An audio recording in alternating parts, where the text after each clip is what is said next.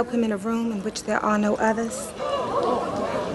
Or you can all watch. I don't give a shit. Looking and bucking and ready to fight. I bet you I'ma throw them things so haters best to think twice. See me, I ain't nothing nice. Regina Hall has played some of our favorite characters, from the iconic Brenda in Scary Movie to the powerful roles in Think Like a Man and The Hate You Give. But behind the scenes, her life has been full of shocking scandals and some real jaw-dropping moments. From a marijuana incident with her mom that almost sent them both to the hospital to almost becoming a nun, Regina's life has been anything but ordinary. And this is her story. Born to Odie Hall, a contractor and electrician, and Ruby Hall, a teacher who obviously understood the importance of knowledge, she was practically destined for greatness. After graduating from Immaculata High School, Regina made her way to Fordham University, where she earned a degree in English in 1992. You can already tell this wasn't gonna be a just go to college, then figure it out kind of journey. No, she was thinking big. I may have done acting earlier, but I don't think my dad necessarily saw it as a real profession. But life threw her a curveball. In her first semester of graduate school at New York University, Regina lost her father to a sudden stroke. But you know what? Regina, she didn't crumble. She picked herself up, because that's what strong women do, right? She pushed through the grief, finished school, and kept chasing her dreams. If that isn't inspirational, I don't know what is. Regina Hall first made waves on TV in 1997, when she was 26, appearing in her first commercial. Then, she hit the soap opera scene with Loving and started making guest appearances on New York Undercover. But honey, we're just getting started. Her breakout came in 1999 when she starred as Candy in The Best Man. This was her first big film, and honestly, it set the stage for everything that followed. Regina met Sana Lathan on set, and the two went on to make Love and Basketball together. Then came Scary Movie, the first one. She kept coming back for more in Scary Movie 2, 3, and 4, and is expected to be in the next one as well. That's right. I had so much fun making it. I think of it as another chance to get together with girlfriends. Brenda was the comedic gift that kept on giving, and let's be real, she made those films unforgettable. If there was one thing Regina was doing, it was making us laugh until we couldn't breathe. But she didn't stop there. In 2001, Regina switched it up and started showing us her serious chops with a recurring role in Ally McBeal. At first, she was just a guest star, but by season 5, she was promoted to a main character. While she was out here nailing TV roles, Regina wasn't just playing it safe in one genre. In 2002, she starred in the gritty drama Paid in Full, and she kept on mixing it up. Comedic roles, dramatic turns, you name it.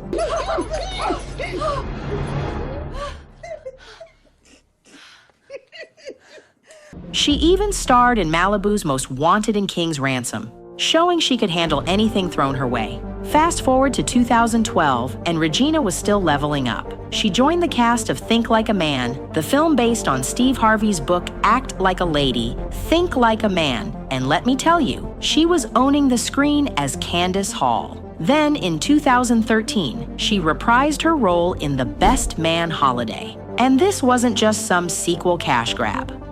No. Regina made us realize how much we missed the characters and those 14 years between films. They made the story way deeper than we could have imagined.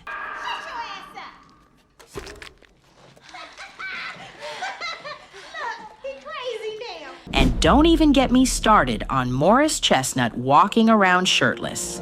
That was a whole scandal in itself. Regina didn't stop there. In 2014, she showed up in About Last Night, co-starring with Kevin Hart, and they were magic together. But it wasn't just comedy. She flexed those acting muscles in more serious films too, like The Hate You Give in 2018. By 2019, Regina was on a whole different level. I'm with you because I'm born too. All right?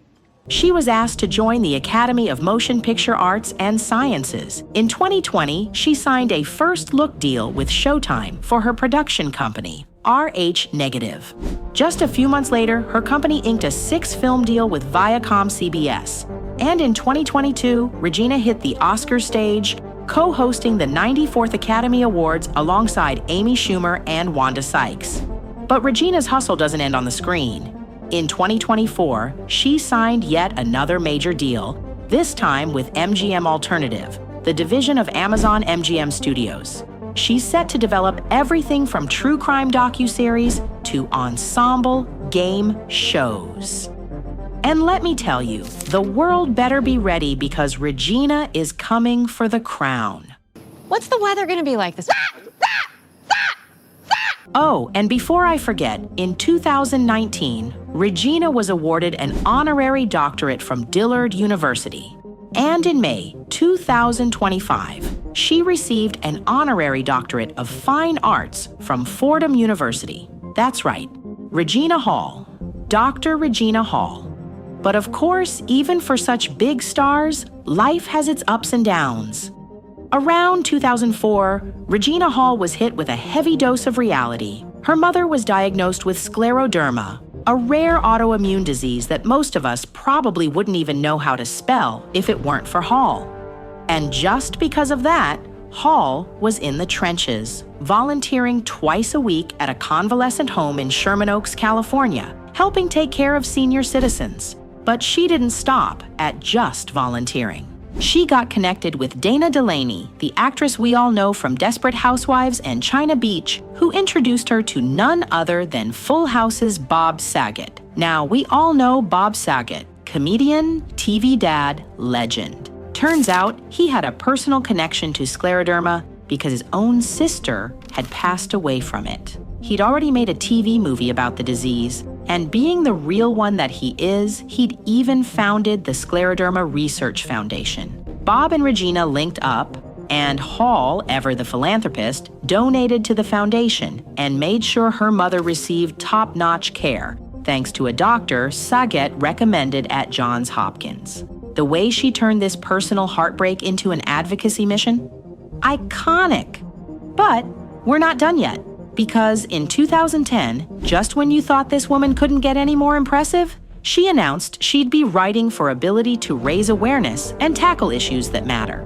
The most memorable incident she's shared about her mother, though, it was back when Regina had a dog, Zeus, who was living the high life.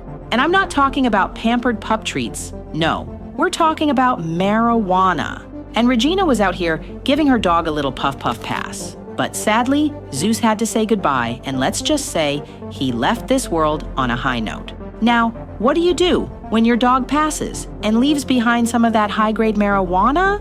You don't just toss it out, right? Regina wasn't about to waste that good stuff. Well, we hung out, yes, we hung out together. We were our own little bubble, and we got into character. So what did she do? She shared it with her mom, who was visiting and dealing with arthritis. She tried a little herself, just a dab. And, of course, it worked for a while.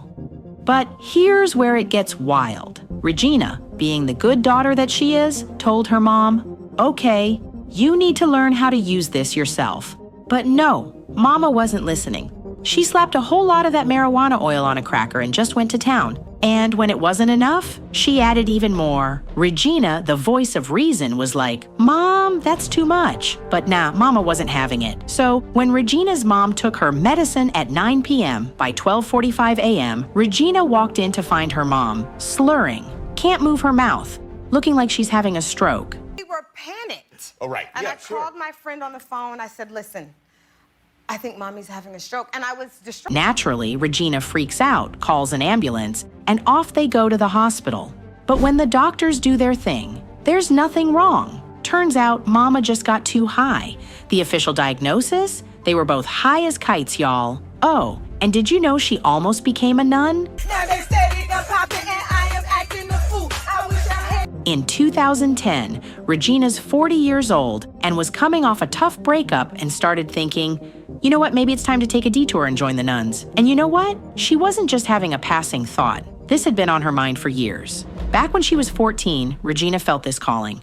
She went through Catholic school her whole life, got real cozy with the sisters and priests, and felt like maybe, just maybe, the convent life was her destiny. A little prayer, a little peace. Who could blame her? Now don't get too excited, because, plot twist, Regina's dreams of becoming a nun hit a hard wall. The convent she had her eye on had a strict age limit, 39 and under. Yeah, 39, and Regina was already 40. But while she may have missed the veil, we didn't miss out on Regina.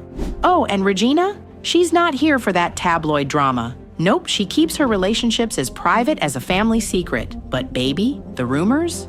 Oh, they've been swirling. And trust me, we love a good rumor. So let's get into it. First up, we've got the brand Nubian rapper, Derek Murphy. He spilled the beans back in 2017, claiming they were an item from the 90s into the early 2000s. He said they lived together for 7 years, and while they didn't get hitched, he low-key regrets not making her his wife. Yikes. But they're still friends. Then let's talk about the rumored fling with the one and only Damon Wayans.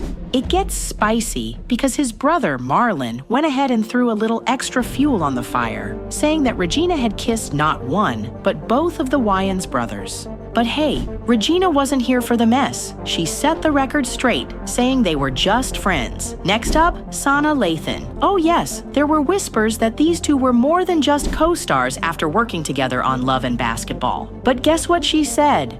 Friends!